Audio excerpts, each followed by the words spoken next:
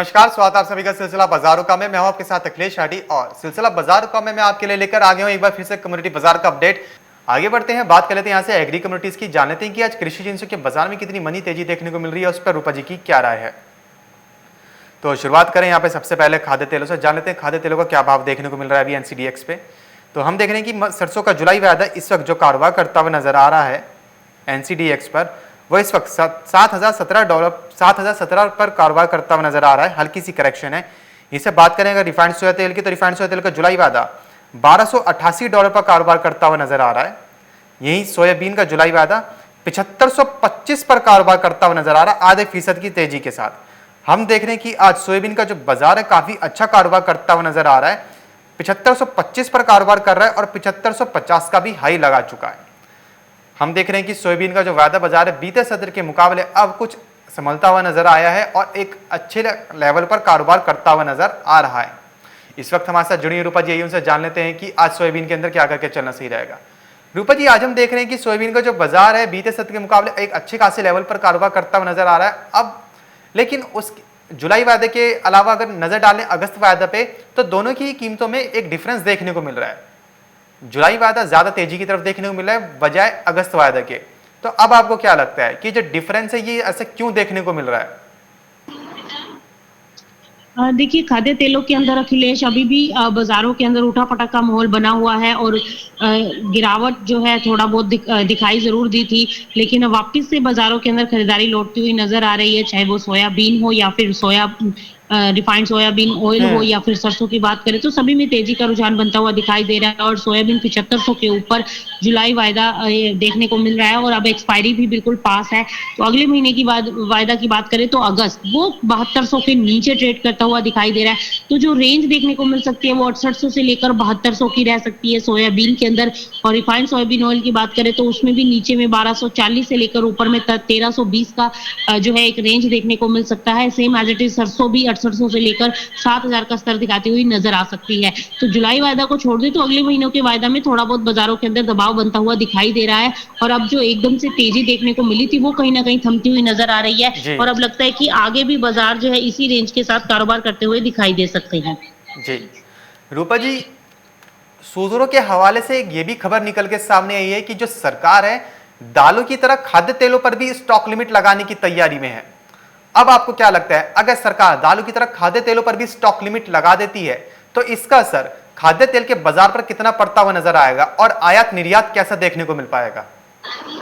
देखिए, अगर खाद्य तेलों का हम जो है इंपोर्ट पर सरकार अगर स्टॉक लिमिट अगर लगा देती है, क्योंकि अभी देखिए अभी जो लेवल प्राइसेस के अंदर तेजी देखने को मिल रही है, डेफिनेटली वो लोगों के द्वारा काफी बड़ी मात्रा में स्टॉक करने के चलते भी देखने को मिल रही है। व्यापारियों के पास बहुत ज्यादा मात्रा में माल देखने को मिल रहा है, जिसकी वजह से कीमतें जो है वो उछलती हुई नजर आ रही है और इम्पोर्ट हम कर नहीं रहे हैं। इस वजह से कीमतों के अंदर उछाल देखने को मिल रहा है। अगर स्टॉक लिमिट लग जाती है तो कुछ एक प्राइजेस जो है वो गिर सकते हैं। तो प्राइजेस के अंदर मुझे लगता है कि 10 से 15% का डाउनसाइड देखने को मिल सकता है। जी, तो यानी कि अगर सरकार दालों की तरह खाद्य तेलों पर भी स्टॉक लिमिट तय कर देती है, लगा देती है, तो उसकी जो असर है वो नकारात्मक देखने को मिल सकता है खाद्य तेलों के बाजार पर। खाद्य तेलों में के बाजार पर एक नेगेटिव इंपैक्ट पड़ता हुआ नजर आ सकता है, कीमतों में एक डाउनफॉल देखने को मिल सकता है। हालांकि सरकार ने अभी हाल फिलहाल में फैसला लिया था कि जो आयात शुल्क है कच्चे पाम तेल पर, उस सरकार ने उसको घटा दिया था, जिसकी सरकार चाह रही थी कि उपभोक्ताओं को सस्ता तेल मिल सके। लेकिन जैसे ही सरकार ने आयात शुल्क में कटौती करी थी, वैसे ही विदेशी कंपनियों ने अपने यहाँ पर खाद्य तेलों के दाम बढ़ा दिए थे। तो सरकार को वही रेट पड़ रहा है अभी भी इंपोर्ट करने के बावजूद भी जो पहले पड़ रहा था। तो इसका असर कोई देखने को नहीं मिला। हालांकि सरकार इसके बाद अब ये फैसला ले सकती है, हालांकि अभी लिया नहीं है। ऐसी अभी सूत्रों के हवाले से खबर निकल के सामने आई है कि सरकार खाद्य तेलों पर भी एक स्टॉक लिमिट लगाने पर विचार कर रही है। अभी वक्त ही बताएगा कि सरकार ऐसा करती है या नहीं करती है। रूपा जी, बहुत सारे दर्शक जुड़े हमारे साथ जो लगातार बिनौला खल के बारे में जानना चाह रहे हैं कि बिनौला खल में शॉर्ट टर्म में और लॉन्ग टर्म में क्या क्या पोजीशन बनाकर चलना सही रहेगा। देखिए अखिलेश, बिनौला खल में अभी बाजार जो है अगले महीने की अगर वायदा की बात करें तो वो 2900 के ऊपर ही है। नीचे अगर गिरता है बाजार 2800 के अराउंड आता है तो वहां पर बाइंग की पोजीशन होनी चाहिए। इन लेवल्स पर भी बना सकते हैं, लेकिन वही है कि अगर नीचे करेक्शन आती है तो वो 2800 तक एक बार आ सकती है। तो 2800 के आसपास मुझे लगता है कि लॉन्ग टर्म स्ट्रेटेजी बाइंग की लेकर चल सकते हैं। शॉर्ट टर्म में इंट्राडे में आप थोड़ा बहुत सेलिंग का दबाव देख सकते हैं। 2880 तक अगस्त वायदा एक बार जाता हुआ दिखाई दे सकता है। तो इंट्राडे में आप सेलिंग की कॉल ले सकते हैं, लेकिन लॉन्ग टर्म प्रोस्पेक्टिव मुझे अभी भी लगता है कि 2800 के आसपास वापस से बाइंग आती हुई दिखाई दे सकती है।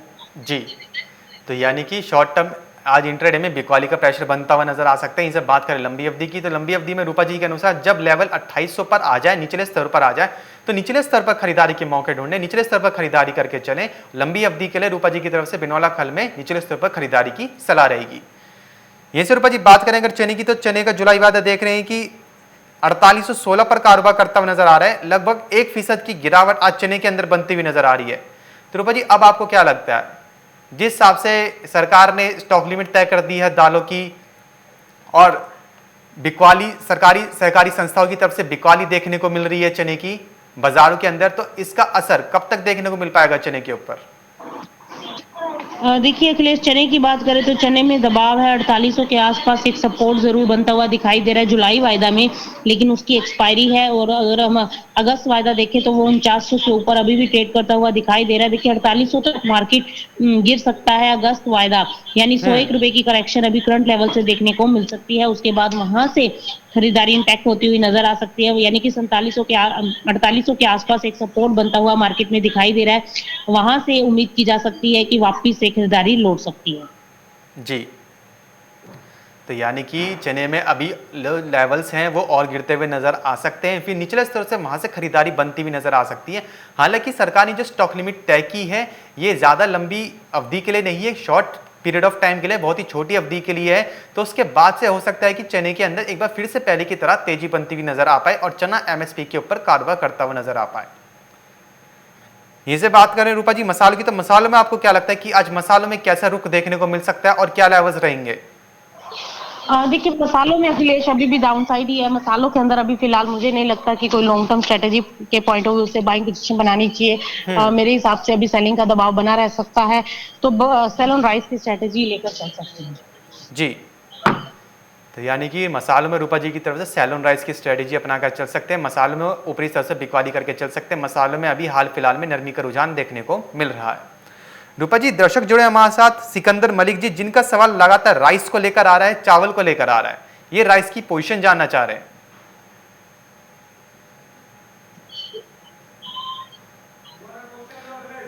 रूपा जी, हमारे साथ दर्शक जुड़े हैं सिकंदर मलिक जी, जिनका सवाल लगातार राइस को लेकर आ रहा है, चावल को लेकर आ रहा है। राइस की पोजीशन जानना चाह रहे हैं कि अभी चावल में कितनी मंदी तेजी है और पोजीशन क्या रहेगी?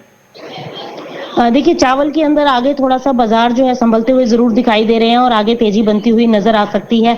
अभी फिलहाल हमने देखा है बासमती में अच्छी खासी अपसाइड मोमेंटम देखने को मिली थी, और ये अभी तेजी जो है वो बाजारों में कायम रह सकती है।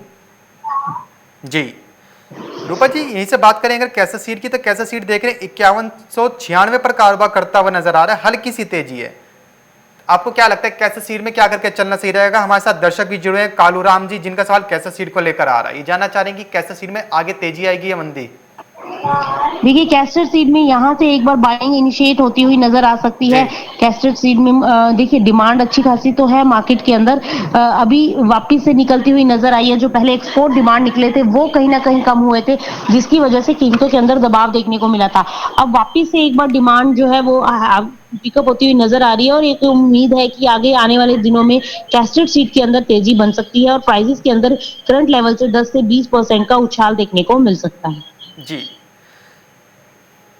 रूपा जी, दर्शक जुड़े हमारे साथ शाहरी याद जी, जिनका सवाल सीपीयू को लेकर आ रहा है। इनका सवाल है कि सीपीयू में क्या पोजीशन लेनी चाहिए?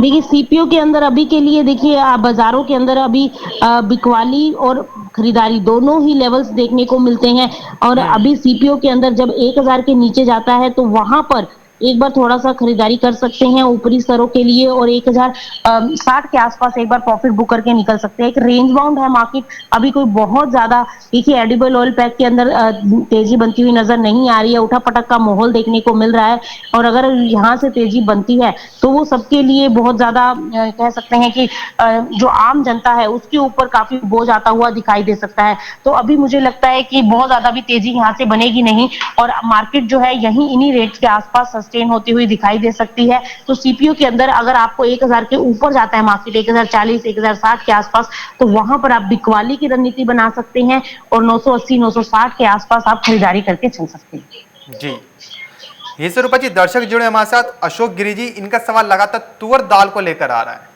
इनका सवाल है कि तुअर दाल में अभी क्या करके चलना चाहिए जिस हिसाब से सरकार ने स्टॉक लिमिट तय कर दी है, और रूपा जी इसके साथ साथ अन्य दालों के बारे में भी जानना चाहेंगे। देखिए अभी दालों में खरीदारी को थोड़ा-सा अवॉइड करें, अभी तो बिकवाली शॉर्ट टर्म में बनती जी, हुई दिखाई दे रही है और बिकवाली का दबाव तुअर में भी देखने को मिल सकता है। तो मेरे हिसाब से अभी फिलहाल के लिए बाइंग को अवॉइड करें और जिनके पास माल रखा है वो थोड़ा-थोड़ा करके लिक्विडेट कर सकते हैं। जी। रूपा जी जानना चाहेंगे कि आज के कारोबारी सत्र में वो कौन सी एग्री कम्युनिटीज रहेंगी जिनके अंदर आज अच्छा मुनाफा कमा के चला जा सकता है? देखिए आज तो बाज़ारों के अंदर दबाव है, तो आज बिकवाली की ही रणनीति लेनी हम्म। चाहिए। आज बिनोला खल में भी शॉर्ट टर्म स्ट्रैटेजी बिकवाली ले सकते हैं। चने के अंदर भी आज दबाव देखने को मिल सकता है। अगस्त वायदा बिकवाली करके चल सकते हैं, नीचे भी 4800 का स्तर देखने को मिल सकता है। तो चने के अंदर आज बिकवाली के साथ जा सकती है और वहीं कॉटन ऑयल सीड पेट में इंट्राडे पॉइंट ऑफ व्यू से बिकवाली करके चल सकती है। जी, बहुत बहुत शुक्रिया रूपा जी हमारे साथ जुड़ने के लिए, जानकारी साझा करने के लिए। तो जैसे कि रूपा जी ने बताया कि आज आप इंट्राडे के अंदर चने में बिकवाली करके चल सकते हैं, वहीं चने के साथ साथ दूसरी कम्युनिटी उन्होंने जो बताई है वो बताइए बिनौला खल। बिनौला खल में भी आज आप ऊपरी स्तर से बिकवाली करके चल सकते हैं इंट्राडे में और अच्छा मुनाफा कमा सकते हैं। फिलहाल सिलसिला बाजारों का में बस इतना ही, कहीं जाएगा नहीं क्योंकि खबरों का सिलसिला लगातार यही बना रहेगा मार्केट टाइम्स टीवी पर।